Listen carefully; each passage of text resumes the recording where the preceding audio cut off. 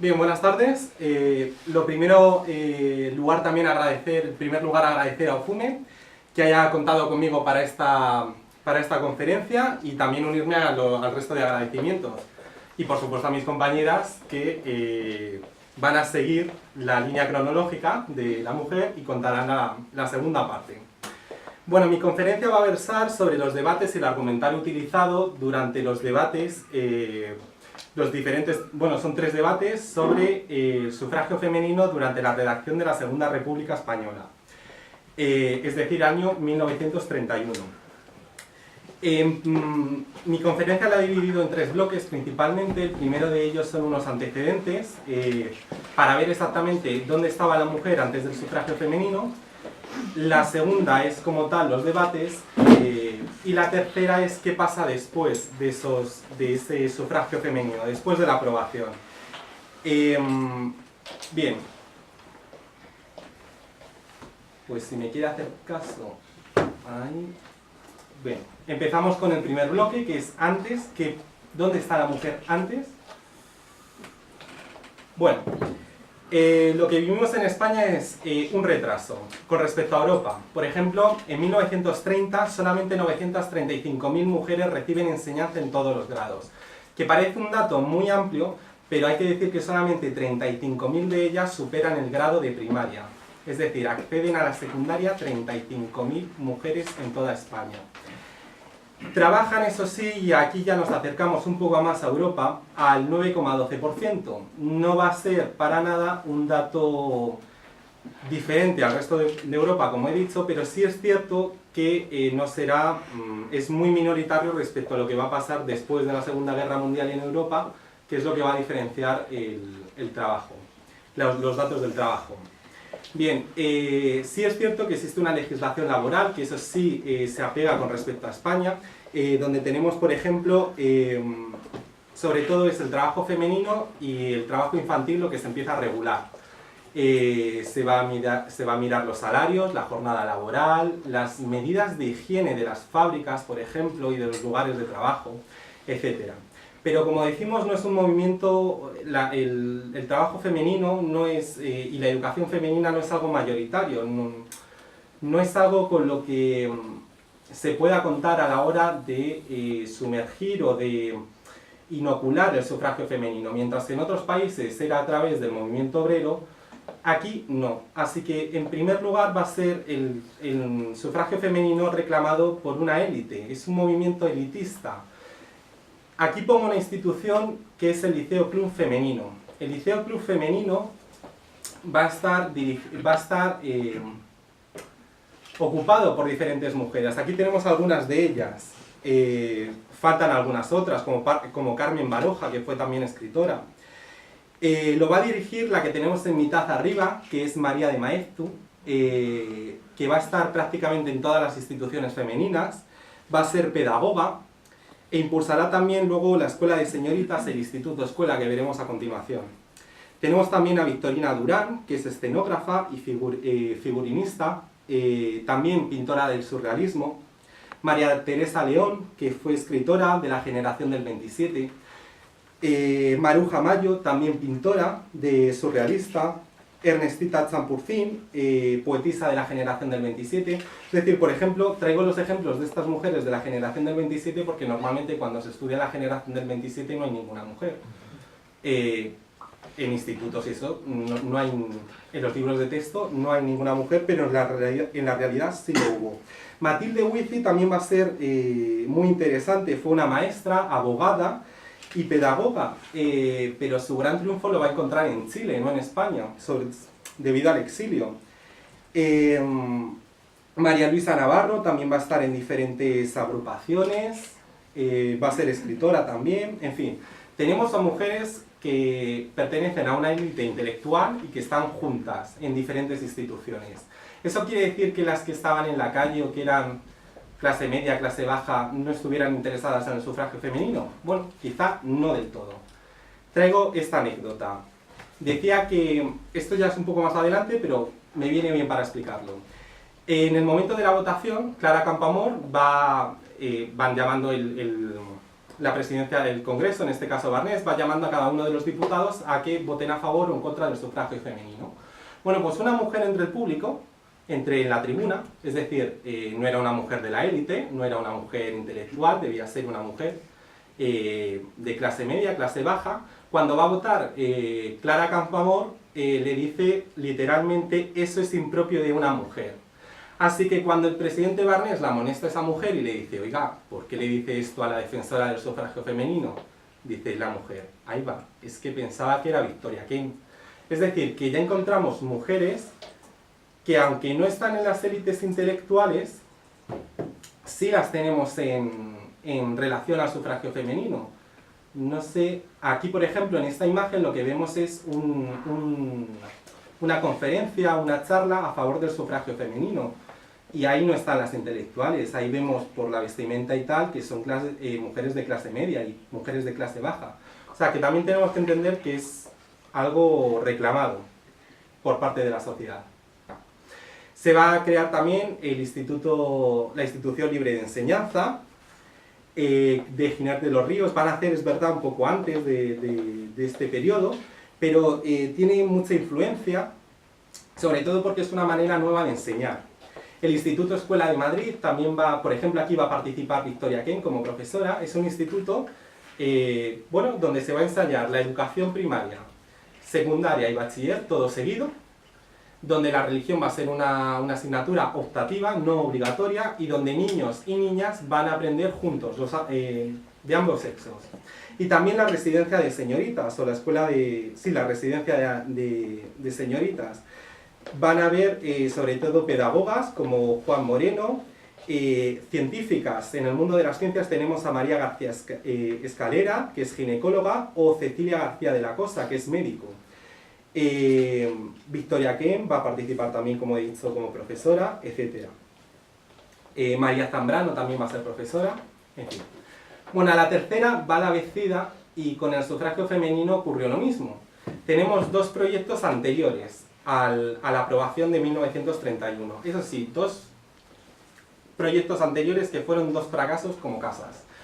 El primero es el 17 de marzo de 1908 con la Ley de Administración Local. Se intentaba que en este caso es defendido por Francisco Pi y Arzuaga, que tenemos a la izquierda, que era hijo de Pi y Margall, que fue presidente de la Primera República, y su hermano, que es Joaquín, también va a ser diputado en la Segunda República. Va a defender que las mujeres puedan votar, eso sí, no todas. ¿Quiénes van a poder votar? Pues en principio las que son viudas, las que no estén emancipadas, las que estén solteras, etc. Finalmente lo van a echar para atrás. Las izquierdas votan en contra por dos argumentos que van a estar presentes en todo este periodo y en la Constitución de 1931. La mujer se inclina por el clero, con lo cual, si votan, va a ganar la derecha. Segundo motivo, las mujeres no están preparadas para votar porque no tienen educación, no han ido a la escuela, entonces no son inteligencias independientes, sino que siempre van a estar manipuladas e influenciadas. Bueno, Primo de Rivera va a ser el segundo de ellos, el que va a realizar el segundo proyecto, es el que tenemos a la derecha, y va a intentar, bueno, cambia el principio de derecho electoral y permite a las mujeres votar. Eso sí, no a todas de nuevo, solamente a las que están viudas, a las que están separadas legalmente o a las que a las que están emancipadas. Esto va a ser aprobado finalmente, pero nunca podrán votar porque nunca hubo elecciones, así que... Clara Campoamor va a utilizar esto muy astutamente. Cuando se levanta un Estado, lo primero que hay que hacer es buscar aliados. Si tú no encuentras aliados entre los sectores sociales, no te vas a ver apoyado por nadie y ese Estado está condenado al fracaso. Así que va a utilizar esos medios del resto de parlamentarios y va a decir que el peligro está en que la mujer se convenzca de que con Primo de Rivera las mujeres iban a más, que con la República, que las está rechazando como votantes. Entonces va a utilizar ese miedo. Bien. Empezamos con el articulado. Bueno, cuando se crea una constitución pasa por tres fases. La primera es la de redacción del proyecto de constitución. Aquí claro, es que esto no es automático. Ahí estamos. Ahí en la imagen lo vemos. Esa es una fotografía que se toma de la redacción del proyecto. Y ahí está Clara Campoamor. Son un par de individuos de los partidos políticos, un par de representantes, que lo que deciden es redactar un escrito, o sea, la Constitución, el proyecto. Después de eso va a pasar a un debate a la totalidad, en la Cámara, es decir, en el Congreso. Y son allí donde se presentan cada uno de los representantes de los partidos políticos y deciden si apoyar o no el modelo total, lo que viene siendo las características generales de la Constitución. En este caso, en 1931, pasa sin ningún problema, y una vez pasado lo que se debate es artículo por artículo, es decir, se van leyendo los artículos y se van votando si se está de acuerdo o si no. Y si no se está de acuerdo, se pueden presentar enmiendas, se pueden rechazar, etc. Bueno, esta Constitución, ¿qué premisas tiene? Bueno, el primero de ellos es que el Estado debe estar por encima de todo. Se pasan las jerarquías. Por ejemplo, y se observa muy bien, es en 1931 y luego en 1932 con el divorcio. Es decir, el matrimonio canónico que estaba por encima, o el matrimonio religioso que estaba por encima, ahora se va a subordinar al matrimonio civil. El Estado va a defender, va a reconocer al Estado civil y luego por debajo de él el matrimonio religioso. Por eso el divorcio, que se aprueba también con la Constitución, y luego en 1932 la ley que desarrolla ese artículo, bueno, pues es dentro de lo que cabe aceptado. Por supuesto por la Iglesia no, pero dentro ideológicamente se acepta esa ley. Bueno, las constituciones que reconocen el sufragio femenino pueden ser por dos motivos. Bueno, por tres, yo he puesto. Por presiones internas de las sociedades, como por ejemplo en Estados Unidos o en Inglaterra, donde el sufragismo llegó hasta la violencia. Por democracia, como es la República de Weimar en Alemania, o por revolución, como es en el Estado bolchevique. Aquí veremos al final que los socialistas reconocen que es por democracia, porque entienden que si las mujeres no votan no es verdaderamente un Estado democrático. Bueno, ahí he puesto las fechas, son 3 artículos donde se va a decidir si las mujeres pueden o no pueden votar y sobre todo a qué edad pueden votar. Bien, y estas son las que se van a enfrentar en el Congreso de los Diputados, y bastante fuerte. A la izquierda tenemos a Clara Campoamor y a la derecha a Victoria Kent. Bueno, empiezo con Victoria Kent. Vale, 1892 nace, con lo cual en 1931 tenía 39 años. Termina la carrera en 1924 y va a estudiar y va a vivir en la escuela en la residencia femenina, que también es una institución que buscaba que las mujeres pudieran estudiar, así que les prestaba un cierto cobijo. Como he dicho ya, fue profesora del Instituto Escuela, donde he dicho que se practicaba la escuela desde primaria, secundaria y bachillerato. Y sobre todo, y en esto se va a parecer a Clara Campoamor, es que rechazan el nombramiento de los comités paritarios. Petición que le llega por parte de Primo de Rivera. Es decir, que rechazan fuertemente la dictadura. En 1930, esto va a ser cuando ya le llega el renombre, va a defender a Álvaro de Albornoz, que era uno de los que había participado en la sublevación de San Sebastián.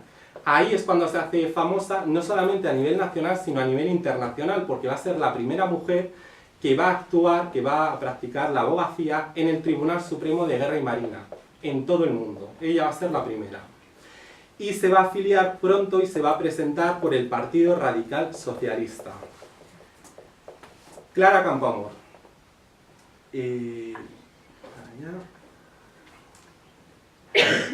Nace en 1888 y tiene ya 57 años cuando se presenta en 1931 a las elecciones. Su padre muere muy pronto, así que va a dejar los estudios y va a comenzar a trabajar como profesora para clase, sobre todo para mujeres adultas. O sea, su relación con mujeres de clase baja y media va a ser siempre muy cercana. Va a colaborar en periódicos de diferentes tendencias políticas. En 1925 consigue ya, una vez conseguida la carrera, consigue ingresar en el Colegio de Abogados y pronto va a empezar en la secretaría de la sección cuarta, donde va a trabajar en diferentes comisiones, siempre a favor y hablando fuertemente del sufragio femenino y de problemas sociales.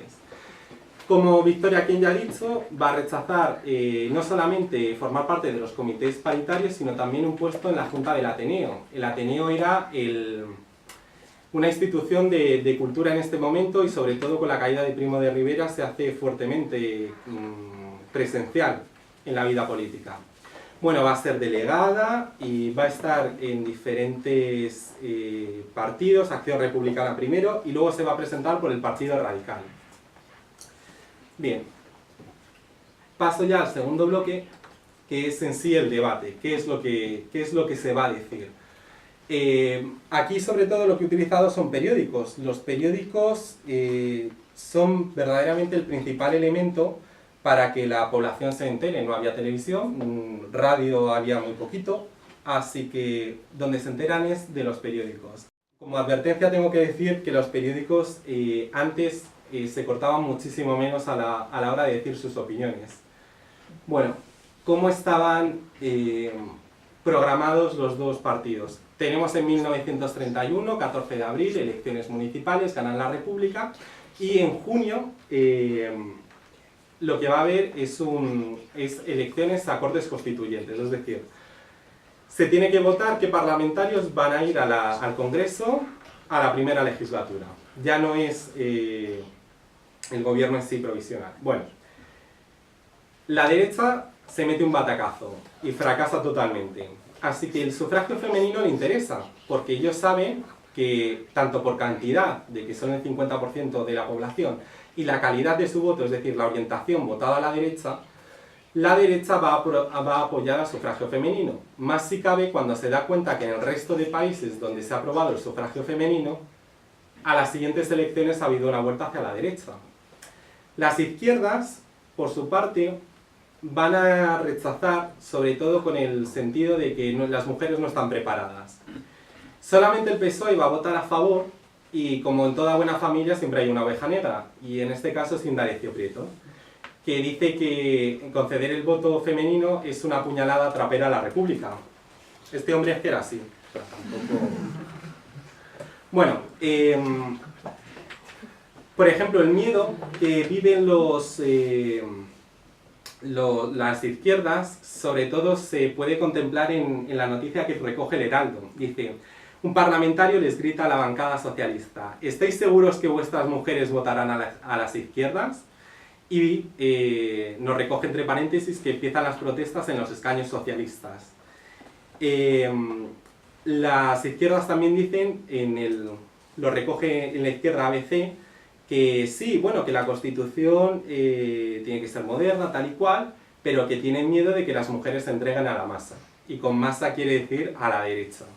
Así que van siempre a votar en contra. Bueno, este es el primer artículo. No sé si atrás del todo se lee, así que lo voy a leer. Dice, bueno, es el artículo 23 en el proyecto y luego en el 25 en el final. Así que si lo busquéis de la Constitución, artículo 25. Se va a debatir el 29 de septiembre y dice así: no podrán ser fundamento de privilegio jurídico el nacimiento, la clase social, la riqueza, las ideas políticas, las creencias religiosas, y se reconoce en principio la igualdad de los derechos de los dos sexos. En principio, sí. Luego ya al final no se sabe muy bien, pero al principio sí. O sea, hasta ahí nos ha quedado que al principio sí.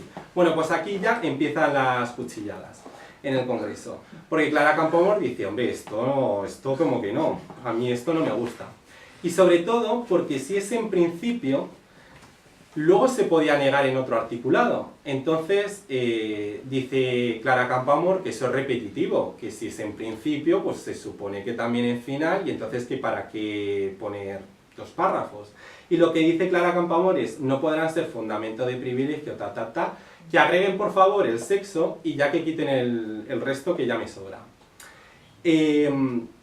Claro, ¿cómo lo ven ellos? Pues que vale, que no pueden ser fundamento de privilegio jurídico todas estas cosas. Es decir, no entienden que sea lo mismo tener los mismos derechos que la igualdad jurídica. O sea, ellos cuando se plantea este artículo dicen, bueno, lo dejamos así y luego ya intentamos meter una cuña. Ellos entienden que no es lo mismo los derechos jurídicos que los derechos en sí. O sea, la igualdad jurídica con los derechos... A ver, yo creo que os estoy haciendo un lío. Pues me lo estoy notando. Bueno, a ver. Sí, me lo noto. Lo que quiero decir es que aunque jurídicamente no sean iguales, porque ya estás proponiendo que en principio el sexo no, o sea, al principio el sexo sí, pero luego igual no, ellos no lo entienden con que sea igual a la igualdad jurídica. Yo creo que no sigo sin darle, ¿no? ¿Sí o no? Sí. A ver. No es lo mismo reconocer el derecho que luego se plasme en verdad en Exacto. la Constitución. Ahí le hemos dado. Incluso La Nación dice que... Yo el resto lo explicaré un poco mejor. Esta... dice que Victoria Kent sostuvo que no costara el privilegio del sexo, pero su contrincante más radical, es decir, Clara Campoamor, pidió que se reconozca la igualdad de los dos sexos. Y no puede ser, como es lógico, porque si los dos sexos fueran iguales, la señorita Kent se llamaría Victorio y ya no habría cuestión. O sea, hasta estos niveles llegamos. Bien. Así que finalmente, como va a quedar, gana la votación Clara Campoamor, se añade el sexo y ya se elimina lo de en principio. Pero claro, esto está muy bien, pero el problema es que cuando lo haces, pues hay gente reaccionaria. Y en este caso, pues es 1.400.000 mujeres que van a presentar un curioso artículo al Congreso de los Diputados con algunas perlas, bueno, sí, esto me pasa, con algunas perlas diciendo como por ejemplo que el sufragio femenino es una falsa intelectualidad que ha ofuscado la clara inteligencia y hace que las mujeres se piensan más cuanto más se alejan de la Iglesia.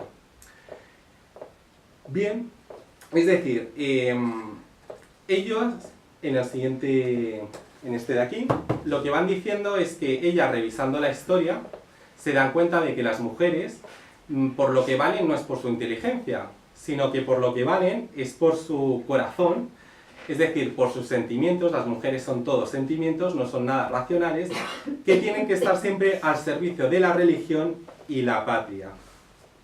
O sea, entienden que para lo único que vale no es para pensar, sino para la religión y la patria.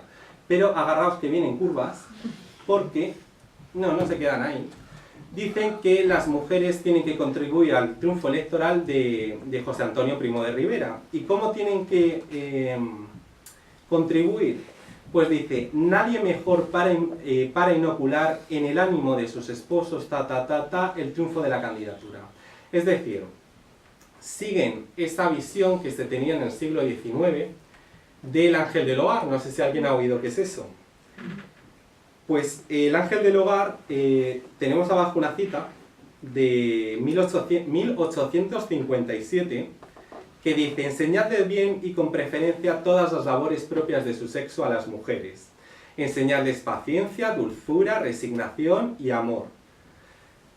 Abro paréntesis, paciencia, dulzura y amor con sus familias y su marido, la resignación para ella.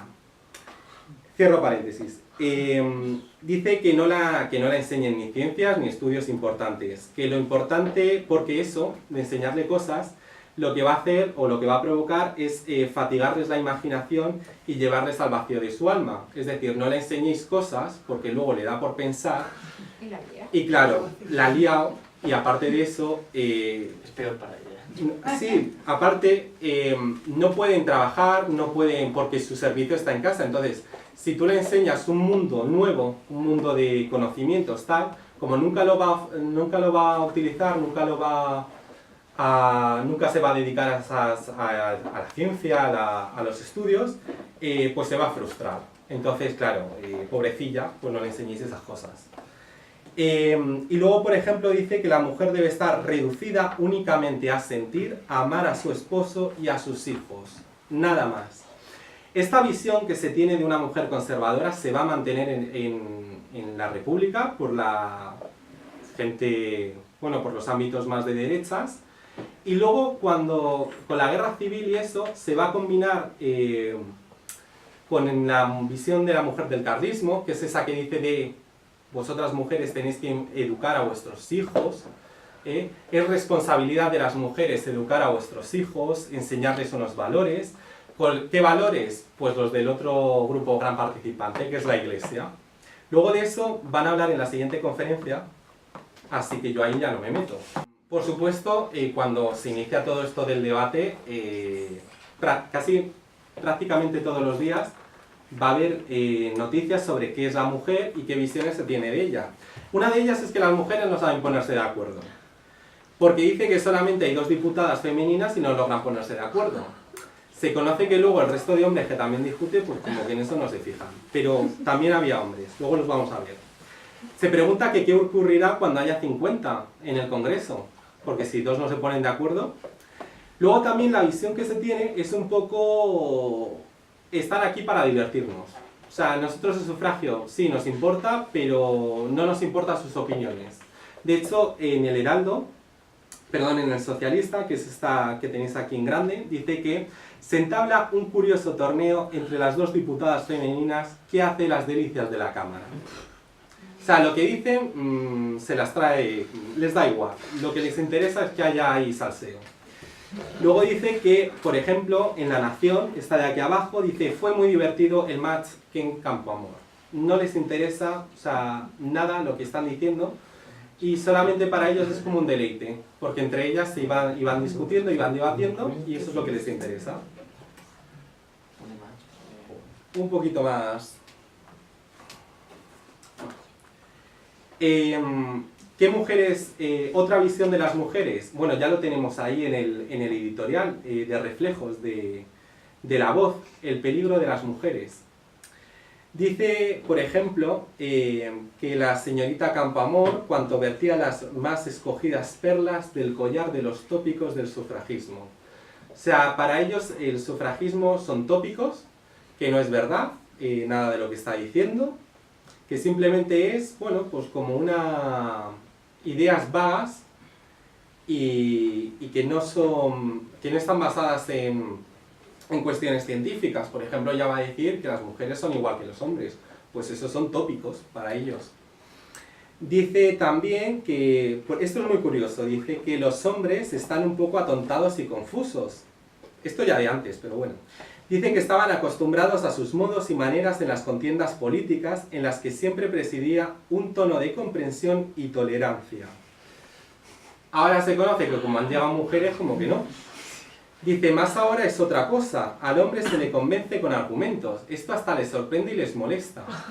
Claro, tenemos que ver una comparación bastante curiosa. Antes estaba la dictadura de Primo de Rivera, donde había solamente hombres y donde las cosas no se discutían mucho. El que gobernaba era Primo de Rivera, con lo cual tampoco hay discusión. Ahora resulta que estamos en un periodo democrático, ha coincidido que han llegado mujeres al Parlamento y ahora es que hay que discutir y debatir. Pues eso a ellos les parece no solamente extraño, raro, sino hasta mal. Dice que a mayores argumentos las mujeres oponen mayor pasión, es decir, no mayor racionalidad, sino mayor pasión. Dice, a más razonamientos, mayor agresividad. Las mujeres son agresivas y son pasionales, no son para nada racionales. Son tópicos y vistas psíquicas, que no se basan en ninguna cuestión científica, ni en datos, ni nada. Simplemente es, bueno, en lo que observan, en lo que ven, pero sobre todo son tópicos del siglo XIX. O sea, estamos en el XX, pero siguen utilizando los del siglo XXIX, como el ángel del hogar que no hemos visto antes. Son todo menos serenidad. O sea, son racionales, pasionales, agresivas, y no abundan las Victoria Kent, que para ellos es el modelo republicano, mujer republicana, pero que no apoya el sufragio femenino de manera directa, o sea, de manera inmediata. Bien, las mujeres no están preparadas, va a ser otro tópico de la izquierda. Dice que hay que tener en cuenta la realidad primero, y dice que las mujeres no están preparadas porque no han estudiado. Esa es la realidad. Dice que la concesión del voto a la mujer puede ser una modernización prematura. Tienen miedo a que las mujeres voten a lo que no tienen que votar y la república se venga abajo. El Heraldo, por ejemplo, pide educación, educación y educación y después da todos los derechos. Pero esto a hombres y mujeres. Es curioso porque ninguno de los parlamentarios se pregunta quién decide o qué políticas educativas se llevan a cabo. ¿Esto quién lo va a hacer? Pues, curiosamente, un periodista que no es ni siquiera diputado, es el corresponsal del Congreso de ABC, que se llamaba Wenceslao Fernández, si mal no recuerdo. Luego tengo el nombre, pero de momento lo vamos a llamar así. Dice que las mujeres tienen un espíritu práctico superior al nuestro, o sea, al de los hombres, y que consideran que en la política las cuestiones prácticas también son importantes. Y aquí viene la pullita. Dice, porque hasta ahora hemos sido nosotros, los hombres, los únicos encargados de preparar a hombres y a mujeres para ser útiles al país. Si no lo hemos sabido hacer, aguantémonos. Bueno, dice resignémonos, pero... Me parece difícil que haya bastantes mujeres capaces de convertir a un sacristán en un ministro de guerra, por ejemplo. Dice, pero si así fuese, tampoco podríamos indignarnos demasiado los que hemos conferido las obras públicas a un veterinario, esto es verdad, y al ministro de Economía a un helenista. O sea, el que dirigía la economía en este momento, lo que estudiaba era el mundo heleno, o sea, Grecia antigua. Y este sí es el que sí está cuestionando que la responsabilidad de que las mujeres no sepan, no hayan aprendido, es de los hombres que han gobernado. Muchos de ellos son ahora diputados, pero antes estaban en la dictadura de Primo de Rivera integrados. Así que les está acusando a ellos de manera indirecta. No van a ser los únicos que van a apoyar el sufragio femenino. Ahora ya se empieza a contestar, empiezo ya ahora a explicar cómo se contraargumentaba. Dice Ortega y Gasset, que fue diputado, que lo creía justo, que el sufragio femenino era algo justo y además necesario. Dice que no había ningún peligro y que en la concesión del voto a la mujer, y que siempre ponía una nota liberal. Vamos otra vez a hacer memoria. Decía, por ejemplo, cuando explicaba lo del ángel del hogar, que revisando la historia, las mujeres, la inteligencia donde la tenían era el corazón. Ortega y Gasset ya está adelantando algo. Dice que las mujeres siempre en la historia van a poner algo, un toque liberal. Veremos después quién. Dice además, otro conferenciante, dice que existen diferencias, reconoce que entre hombre y mujer hay diferencias, pero que estas son obra de la civilización o en base a la naturaleza, etc. Que esos defectos no privan a la mujer del ejercicio de la política. Es decir, vale, sí, somos diferentes, os podemos dar la razón, pero en ningún caso eso puede negar a alguien el derecho a voto. Bien, llega el siguiente artículo a la discusión. Es el artículo 36. Este dice que los ciudadanos de uno y otro sexo mayores de 21 años en principio, luego se pasa a 23 años, tendrán los mismos derechos electorales conforme determinen las leyes. Y aquí ya se monta la de Dios. El señor Ayuso, que no se puede considerar alguien defensor del sufragio femenino, como ya ha visto que el sufragio femenino va adelante, lo que va a presentar es una enmienda. Una enmienda en la que dice que las hembras, no utiliza la palabra mujeres, dice que las hembras pueden votar pero solamente a partir de los 45 años. Pues esperaos, agarraos. Que dice que esto de los 45 años es porque antes de esa edad el histerismo les impide votar. Dice claro, sí. Es un discurso decimonónico. Bueno, he puesto aquí que era el histerismo impide votar a la mujer hasta época menopáusica, que se suponía que era a los 45. Y es un discurso decimonónico, pero también del siglo XXI, o sea, cuando... Bueno, no me voy a meter, venga. ¿Cuántas de aquí nos han dicho lo de es que eso es porque estás con la regla? Pues viene siendo lo mismo. Aquí, si recordamos el artículo anterior, el de que quitaba lo de en principio el sexo, aquí es como Clara Campoamor va a meter la apoyatura. Va a decir, ¿no decían que el sexo no era privilegio? Entonces, ¿cuál es el motivo para negar el voto a la mujer? Claro, ya habían aprobado el artículo anterior en el que decía que el sexo no podía ser privilegio jurídico. Entonces ahora no se puede negar el voto a la mujer. Ella es como lo presenta. Como el señor Barriovero va a decir que a los 45 años son todas unas beatas. Entonces, claro, si antes está el histerismo y luego cuando llega la época menopáusica son todas unas beatas, es decir, que no deberían votar, lo que están diciendo. El señor Ayuso, o sea, el histerismo,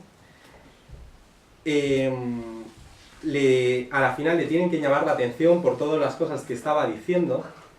Sí, le tienen que llamar la atención desde la presidencia de la mesa. O sea, la mesa es el Congreso de los Diputados por la parte de arriba.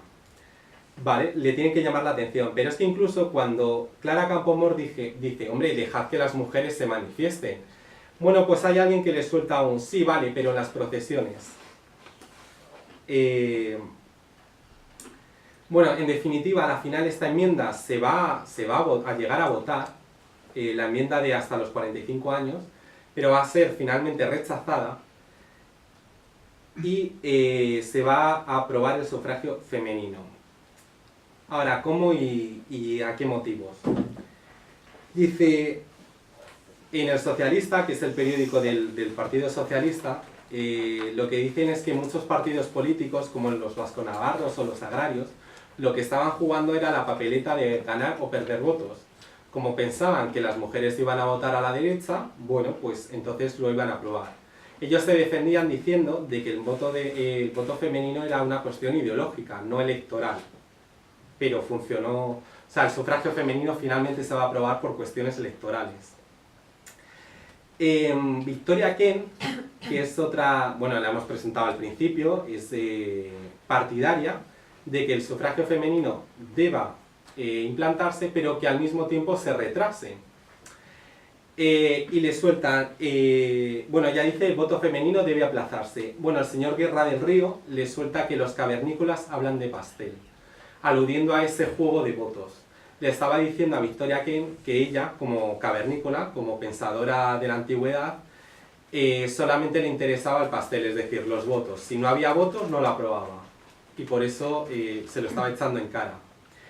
Victoria Kent se va a defender diciendo que no es una cuestión de capacidad, sino de oportunidad. Dice que entiende que para defender el ideal, es decir, la república, la mujer necesita la convivencia de este ideal. Es decir, la mujer debe ver qué es la república, ver qué leyes se aprueban, y cuando ya esté suficientemente fanaticada, pues entonces ya sí se le debe entregar el voto femenino. En realidad es una cuestión de educación. Vuelven a aludir al tema de la educación, pero intentan siempre dar un rodeo, porque no pueden decir que es por tema de votos. Aquí es como queda la votación a favor y en contra. A favor, como vemos, vota el Partido Socialista. El 1 ese que pone por ahí es Indalecio Prieto, que es que... no me paga. Sin embargo, a medida que vamos bajando en la escala, está puesto como de más izquierda a más hacia derecha. Pues a medida que vamos, vemos los votos mayores líneas en color azul. Es decir, a medida que nos vamos acercando hacia la derecha, cada vez votan más a favor.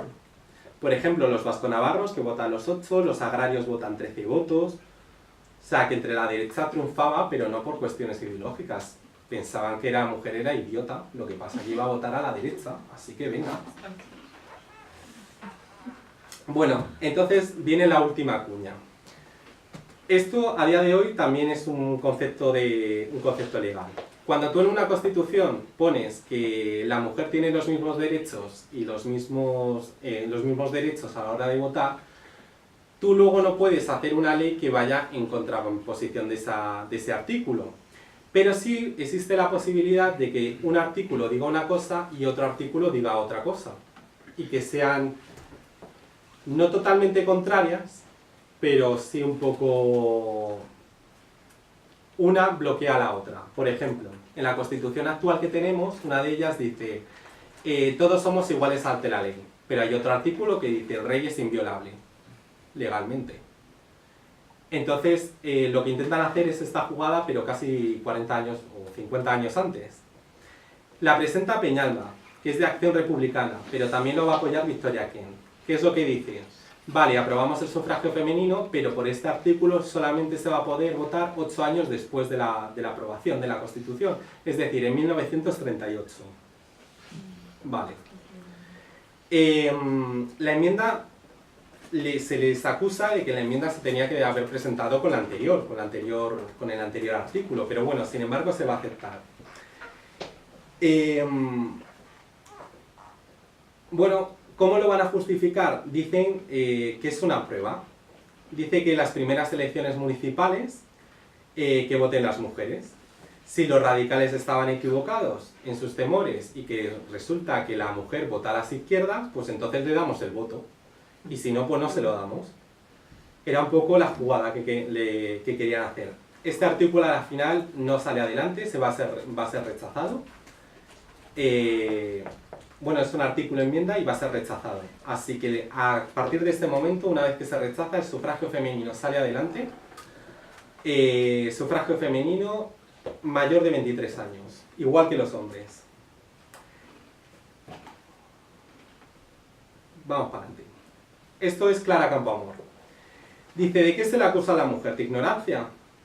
Dice, si se trata de analfabetismo, las estadísticas afirman que desde 1860 a 1910, bueno, pues la mujer ha ido cada vez aprendiendo a leer y a escribir. Es decir, ha disminuido el analfabetismo. Y de hecho, incluso llega a afirmar que la mujer es mucho menos analfabeta que el hombre. Es decir, ya aquí por lo menos vemos una diferencia. Clara Campoamor va a utilizar datos, el resto de parlamentarios no. Va a jugar también Clara Campoamor con algunos de los artículos, algunos de los pensamientos que tienen el resto de diputados. Por ejemplo, dice, no olvidéis que sois hijos de varón y de mujer. Es decir, está aludiendo ahí a los sentimientos de cuidado que las que estáis negando también son vuestras madres. Dice que termina diciendo que la mujer ha sido eliminada de los derechos políticos por haber sido detentadas las leyes por los hombres, es decir, alude de nuevo a Wenceslao, el mismo que decía de, oye, las mujeres no han aprendido por vuestra culpa porque no la habéis enseñado. Dice que aquí, en esta parte de aquí comienza a preguntarse, y preguntas bastante interesantes. Dice, ¿no pagan las mujeres los impuestos? ¿No sufren los rigores de la ley y todas las sanciones? Es decir, si legalmente las mujeres son entendidas como personas jurídicas, también se les tiene que reconocer los mismos derechos. ¿Por qué el hombre ha de gozar el atendimiento de la República de todos los derechos y se ha de colocar un lazareto a la mujer? Se va preguntando y se va dejando un poco callados al resto de parlamentarios, porque no saben cómo muy bien defenderse. Había alguno que era bastante malo y otro bastante bueno, pero bueno, termina diciendo que los hombres que están en el Congreso no tenían derecho a cerrar las puertas a las mujeres. Pero sobre todo es esa la pregunta que les hace Clara Campoamor, la de no sufren los rigores de la ley de todas las sanciones, es decir, si las mujeres son personas jurídicas también tienen que tener los mismos derechos. Vale. El señor Balbontín va a afirmar otras cuestiones. Dice que las mujeres tienen derecho al mismo albedrío y si quieren votar a la derecha, pues están en su derecho. También dice que todas las mujeres, hasta las menos consideradas, es decir, las que no han estudiado tanto, tienen derecho al voto como el hombre, es decir, igual de derechos sin importar el sujeto. También va a negar que estén sometidas al clero, etc. Y aquí es importante. Lo que había adelantado Ortega y Gasset, que había contradicho lo de que la historia había demostrado que las mujeres pues, eran siempre conservadoras y su inteligencia, Aquí él lo va a rechazar con el tipo liberal, que es Mariana Pineda, que era una mujer del siglo XIX, liberal, etcétera, etcétera. Bueno, aquí, esto es importante, dice que concederle el voto para que respire la libertad y pueda librar su conciencia. Es decir, lo que aquí se está defendiendo es que la mujer vote y que con las progresivas votaciones vaya aprendiendo, vaya viendo qué pasa cuando se vota un partido, cuando se vota otro. Es decir, que la libertad se aprende ejerciendo, que es lo que había dicho Clara Campoamor. Bueno, en referencia al artículo 125 también, pero me interesa, es el gran perdedor que luego va a ser en las elecciones de 1933, que es el PSOE, que pierde, bueno, las izquierdas pierden y ganan las derechas.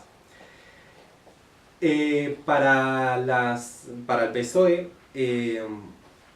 ellos, habiendo ganado, porque ideológicamente eran los que habían defendido el sufragio y tal y cual, a la final van a perder en votos. Y lo saben, ya lo saben. Pero para ellos, como lo van a defender, que se abre un nuevo campo a la ciudadanía, que hay que utilizar otras técnicas para llegar a las mujeres, etc. Es decir, hay que captar el voto de las mujeres, no dejarlas como un elemento ahí exento.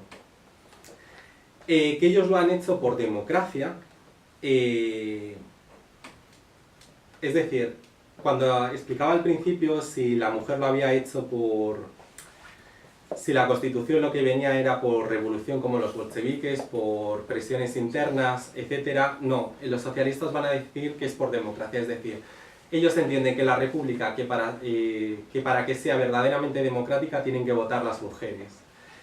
Y luego, por último, lo hacen dice que ellos lo han hecho con emoción, con idealismo, con emoción y alegría, etc. Es decir, consideran que la Constitución y que los tiempos que están corriendo hacia 1931, pues que había que hacerlo con esos sentimientos, intentando un poco buscar esos sectores sociales, como es el caso de las mujeres, para que apoyaran la República. Y luego lo vamos a ver que efectivamente pues va a funcionar. Bueno, ¿qué pasa después de la Constitución después de la Constitución y la aprobación del sufragio femenino? No sé si me pasa un poco. Sí. Aquí. Posteriormente, ¿qué es lo que pasa? No. Vale, se va a tomar mayor conciencia. Aparecen cada vez más mujeres sindicadas y los sindicatos femeninos. O sea, cada vez las mujeres van a participar más en los sindicatos y en la política. Aparecen porque van a aparecer secciones femeninas en los partidos como Acción Republicana. Crecen las asociaciones ya existentes, como el Liceo Club, que lo veíamos al principio, pero también se van a crear otras nuevas, como la Asociación de Mujeres Españolas Universitarias de UICI, que también estaba a su vez vinculadas al Liceo Club. Bueno, se van a crear agrupaciones políticas, como estas que tenemos aquí, que van a ser el Comité Nacional contra la Guerra y el Fascismo y la Unión Republicana Femenina. Y luego es interesante, pero no puedo hablar mucho de ellas, instituciones o grupos que se van a crear para captar el voto y una vez que ya está captado, que han pasado las elecciones, desaparecen. Para 1933 la izquierda lo que va a intentar es confiar siempre en la fuerza de las atracciones, es decir, la izquierda, el idealismo, tal y cual. Y la derecha lo que va a hacer es una intensa campaña electoral. Luego veremos cómo. Sin embargo, aunque van a cambiar las estrategias, para ellos las mujeres no son como parte de la sociedad, sino como un grupo al que hay que conquistar. La izquierda, por ejemplo... Vale, vamos aquí. La izquierda va a utilizar en las elecciones del 36, es decir, ya las últimas antes de la guerra, el sentimiento familiar. Lo vemos por aquí abajo, os lo voy a leer porque creo que no se ve mucho. Dice: votad a la República si no queréis hombres sin tierra, hogares sin pan e hijos sin escuelas. Aun siendo de izquierdas van a utilizar este elemento familiar, este elemento de madre que veíamos con el ángel del hogar, con que es la madre la que influye en la familia, etc. Así que la va siempre a ir por esos caminos de siempre incitándole por medio de los hijos, del trabajo, del marido, etc. También una de las cuestiones interesantes es que, como habían dicho que el sufragio femenino podía atacar a la Iglesia y eso, inmediatamente lo que dicen es que la democracia ampara el derecho de la fe en el templo y el hogar. Es decir, que no, que el sufragio femenino, que la Constitución de la República, que nada de eso tiene que ver con atacar a la Iglesia ni nada. La derecha, por su parte, lo que va a ser siempre en el 36 es el sentimiento religioso y familiar. Que si cursillos para saber votar, reparto de propaganda por la calle, visitas casa por casa. En las visitas casa por casa, por lo que parece es que iban casa por casa comprando el voto. Le entregaban la papeleta y pagaban. Dice aquí en el ABC, dice... nuestra España, que son nuestros hogares, nuestras creencias, nuestros hijos, es decir, siempre aludiendo a ese sentimiento religioso y familiar. Por eso la izquierda se va a defender diciendo, oye, que nosotros no estamos atacando ni nada. Bueno, ¿qué pasa entonces con el resto de... O sea, aparte de Victoria y Clara, siempre va a haber otras mujeres, y no solamente en 1931, sino en 1933. Comienzo ahora una última etapa hablando de mujeres políticas, un poco más amena esta parte, la otra era más tostón. Sí, porque hoy yo por ahí... Bueno, entonces esta parte es un poco más divertida. Esta es Margarita Nelke. Esta fue diputada por el PSOE y va a estar en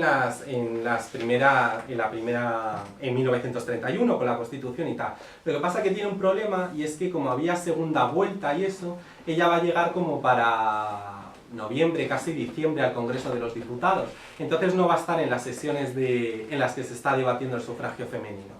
Bueno, Margarita Nelke nace en 1896. Es curioso porque era hijo de judíos alemanes. Entonces, cuando llega al Congreso y dicen, oye, que yo he sacado el acta, le dicen que no, porque sus padres son judíos, bueno, que sus padres son alemanes, no por judíos, sino por alemanes, y por tanto no. Y tiene que ser Victoria Kent, junto con otro parlamentario, la que la defiendan a ella y digan, bueno, si ella admite y acepta la nacionalidad española, entonces la dejamos ser diputada. Y va a ser gracias a Victoria Kent como por lo que ella va a conseguir ser congresista, diputada. Bueno, va a estar como puesto en las legislaturas de 1931, 33 y 36, es decir, en todas las legislaturas de la República. Y en un principio lo que ella se va a dedicar antes de la política y eso siempre va a ser actividades artísticas y artículos sobre el arte. Lo que pasa es que ella va a tener un problema de visión y entonces eso le va a obligar a irse cada vez más a otros ambientes. Y en 1919 crea lo que es la Casa de los Niños de España. En ella va a recoger a niños ilegítimos o bien a hijos de mujeres trabajadoras. El problema es que como es de izquierdas y tal, y hay mala lengua, pues van a empezar a sacar toda una serie de rumores y tal, y entonces por presiones va a tener que cerrar el centro, sobre todo porque era un centro laico y donde le daba igual que las mujeres que llevaban a sus hijos estuvieran casadas o no.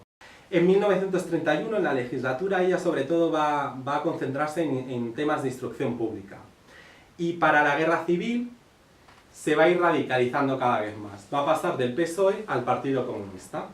Luego se va a exiliar en México, donde va a seguir con la historia del arte y las letras. No recomiendo para nada que leáis la Wikipedia de esta mujer. No, es cierto, porque la ponen a caldo. Principalmente, sobre todo, porque esta mujer era, 1, hijo de judíos alemanes. 2, está afiliada a la izquierda y luego se pasa al comunismo. 3, tiene un fuerte carácter y es una mujer bastante estudiada. Estudiada que haya estudiado, me refiero. Va a defender la ley del divorcio y su aprobación en la Constitución. En la guerra civil va a tener un papel muy activo. Entonces a ella para el bando sublevado, pues es como pues el anticristo en la tierra. O sea, la van a dar por todos lados. Aquí esta foto es interesante Esto es con Negrín, y este es el Congreso de los Diputados, en 1933. Aquí, por ejemplo, se ve, bueno, no sé si al fondo se ve, pero esto es el Congreso de los Diputados, las tribunas. Ahora ya hay sillones con acolchado y cuero bueno, pero antes habían este tipo de asientos, que eran bancadas. De eso nos ha quedado el término de la bancada socialista, la bancada popular, pues de esto. Y como veis era bastante estrechito, porque les da para poner la mano y poco más. Bueno. Estas son 3 diputadas. Son Veneranda. Bueno, empiezo por la primera, sí, joder. Bueno, García Blanco. Vamos a hablar con el apellido. Se afilia al FETE, que era el sindicato de maestros de la UGT, antes de 1931, cuidado. Ya en 1931 se va a afiliar al PSOE, es la primera que tenéis a la izquierda del todo. Se va a presentar por Oviedo y va a conseguir 80.000 diputados. Es curioso porque ella cuenta en sus artículos, en una memoria, que cuando iba por Oviedo, las mujeres que pasaban a su lado se santiguaban. Sí, porque pensaban que siendo mujer y socialista llevaba el demonio dentro. Esto lo cuenta, y es verdad. Bueno, también con la Revolución de Octubre de 1934, recordemos Asturias, se sublevan allí, etcétera, etcétera. Intercedió en el gobierno para que no se ejecutara a uno de los diputados asturianos que había participado. Luego ya con la guerra civil se va a sublevar, los sublevados intentaron depurarla y como no pudieron, pues fusilaron a su hermano. A la final se va a afiliar al Partido Comunista, de nuevo también vemos esa radicalización, y se va a marchar a México. Todos los casos que voy a contar, o la mayoría de ellos, son mujeres o intelectuales, o como queréis llamarlo, que van a pasar de España a Francia y de Francia a México. Y luego ya a partir de México se van a ir moviendo en otros ambientes. Principalmente se debe porque en México estaba el presidente Lázaro Cárdenas, y se pone en contacto con Francia para enviar, les comenta que aceptaría 40.000 españoles que estaban huyendo de la guerra civil, y entre ellos se marchan muchos de ellos. Luego allí crearán instituciones, hemos visto a Huici, que era la pedagoga, donde va a llegar primero a México, pero luego se instala en Chile, y allí es donde triunfa. La mayoría de todas estas mujeres seguirán con sus carreras y seguirán influyendo en los países a los que van a ir llegando. María Lejárraga. Siguiente diputada, estuvo en la legislatura de 1933 y ejerció hasta enero del 36. También la podemos encontrar como María, si mal no recuerdo, María Martínez Sierra, porque ella era escritora. Entonces escribía con los apellidos de su marido, y entonces que era muy astuto, decía que los había escrito él. Entonces un buen día su marido la abandonó por una corista, y esto para ella fue lo mejor que le pudo pasar en la vida. O sea, es así. Va a ser, pues eso, escritora. Canción de cuna va a ser uno de sus libros. Toda la vida que dura el marido, él va a decir que todos los libros son suyos. Luego cuando se muere, ella reconoce que quien lo ha escrito ha sido ella. Fue elegida por Granada con 90.000 votos y perteneció al PSOE. Ella va a ser, junto con Margarita Nelken, las que van a dar charlas y mítines a todas las mujeres, porque se pone tanto en las 3 elecciones, en la del 31, 33 y 36. Cuando el Partido Socialista o las izquierdas buscaban el voto femenino, no presentaban a un conferenciante hombre, sino buscaban que fuera mujer, que hablara como de tú a tú. Ella va a ser una de ellas.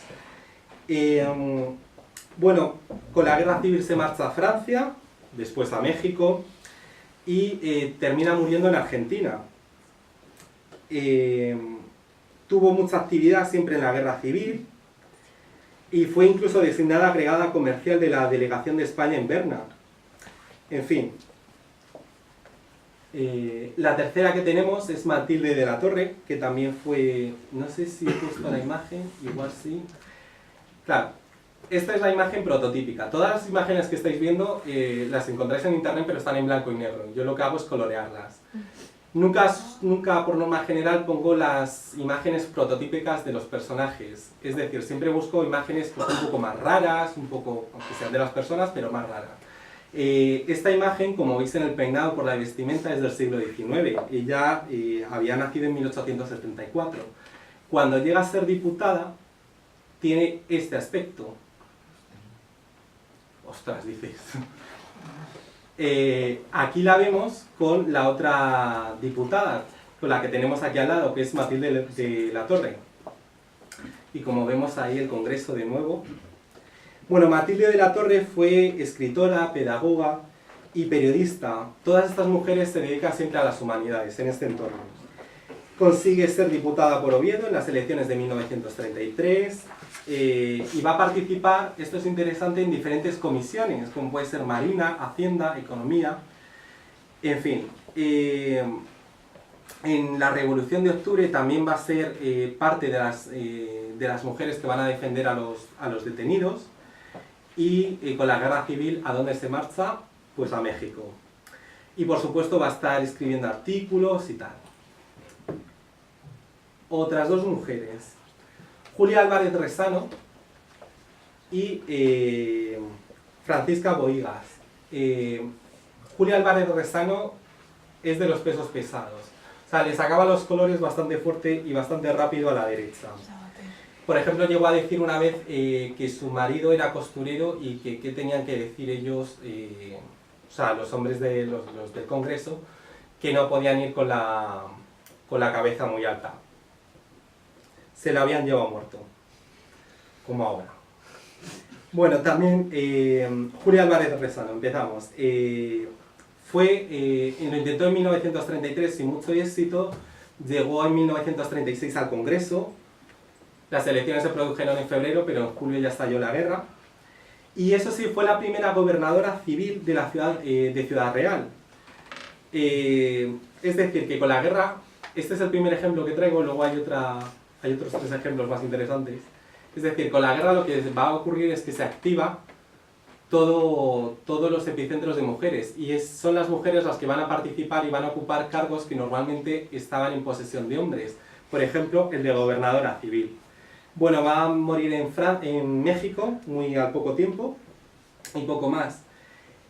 Francisca Bohigas es la única mujer que participa siendo de la derecha, de la CEDA, en 1933 por la provincia de León. Siempre es de una marcada ideología católica, va a defender siempre que se suprimieran las escuelas laicas, etc.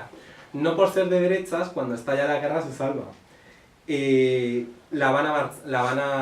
Va a tener muchas diferencias con el gobernador de León y a la final la llevan obligada a Sevilla.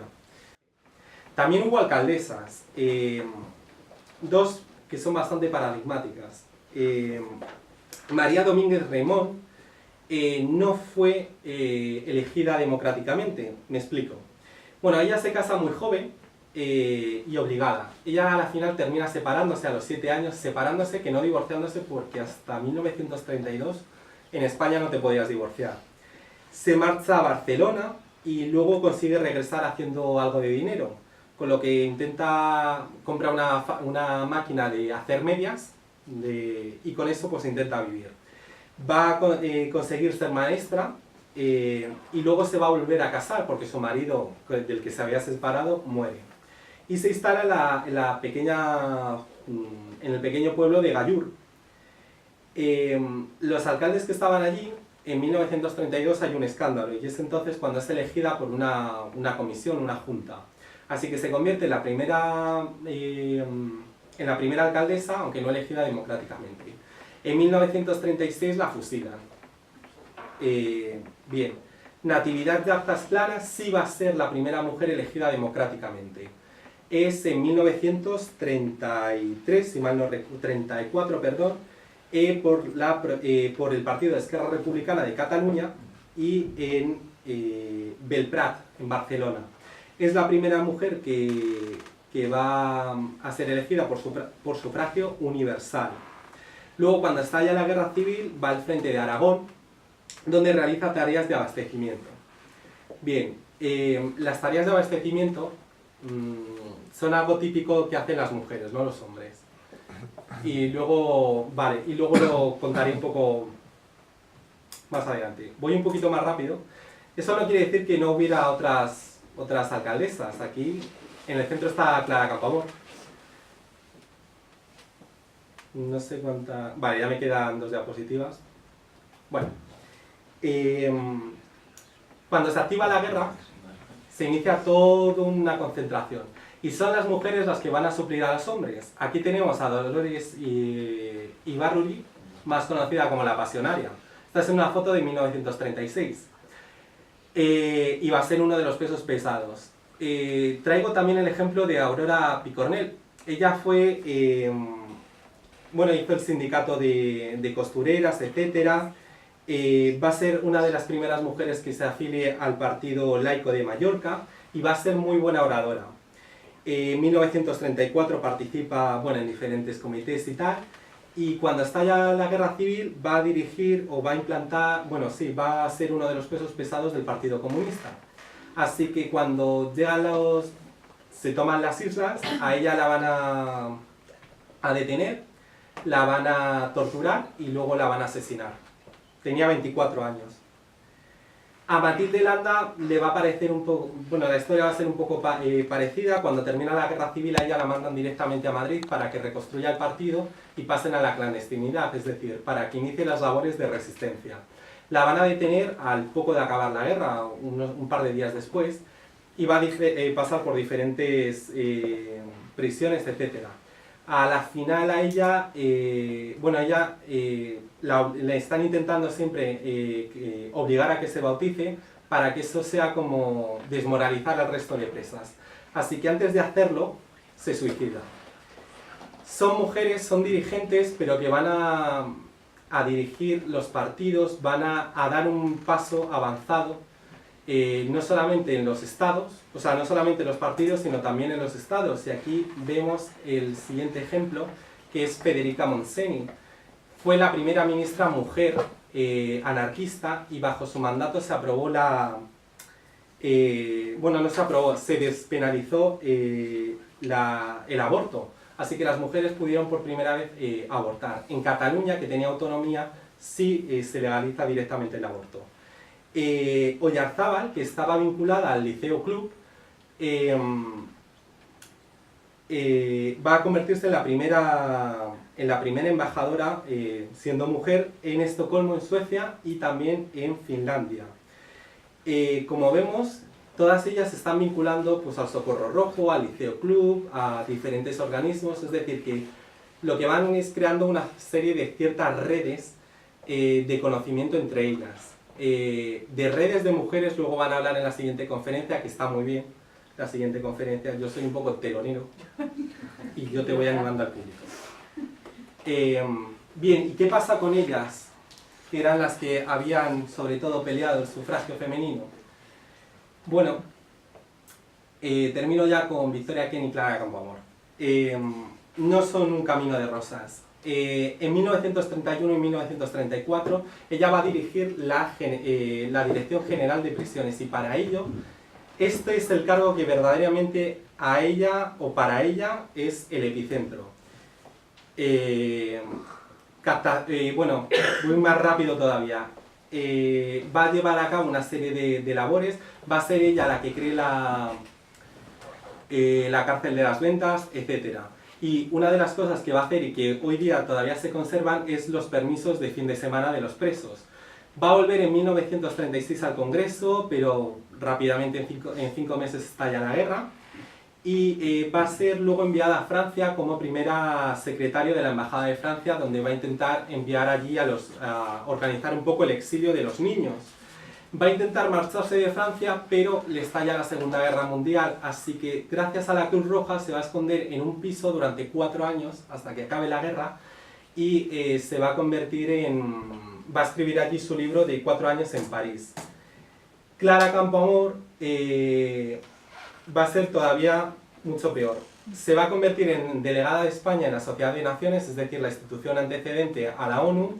En 1931 va a colaborar, bueno, va a intentar, va a fundar la Unión Republicana Feminista, es decir, intenta una organización de mujeres que apoyen el sufragio femenino para intentar aliviar un poco la presión. En 1936 no renueva acta y es entonces cuando se producen las acusaciones contra ella. Ella había defendido el sufragio femenino y las izquierdas se le echan encima porque encima pierde. Ella lo que va a aludir es que eso se ha producido por una escisión del bloque republicano y por la falta de eficacia de las políticas, como por ejemplo la reforma agraria. Bueno, se va a convertir en la Revolución de Octubre, va a ir rápidamente a socorrer a los niños de los hijos de los asturianos detenidos o fusilados. Luego va a intentar volver al Congreso de los Diputados sin mucho éxito y con la Guerra Civil se exilia. Va a intentar volver a España 3 veces, 1947, en el 51 y en el 55, pero la acusan de francmasonería. Así que tiene que marcharse, se marcha de México de Argentina a Suiza. ¿Cuál es como conclusión lo que dejo? Este era, Wenceslao Fernández Flórez era el corresponsal en el Congreso. Dice que para orgullo de la superioridad masculina estamos seguros de que ellas nunca podrán superar nuestros absurdos. No fue un camino de rosas, a Clara Campoamor la acusaron mucho antes y sobre todo después de las elecciones, pero el sufragio femenino salió adelante en parte gracias a ella en la vertiente ideológica y gracias a partidos de derechas en las cuestiones por rédito electoral. Y paso ya a presentar la siguiente conferencia, que es mucho más interesante que la mía, estoy seguro. Y nada, mucha suerte.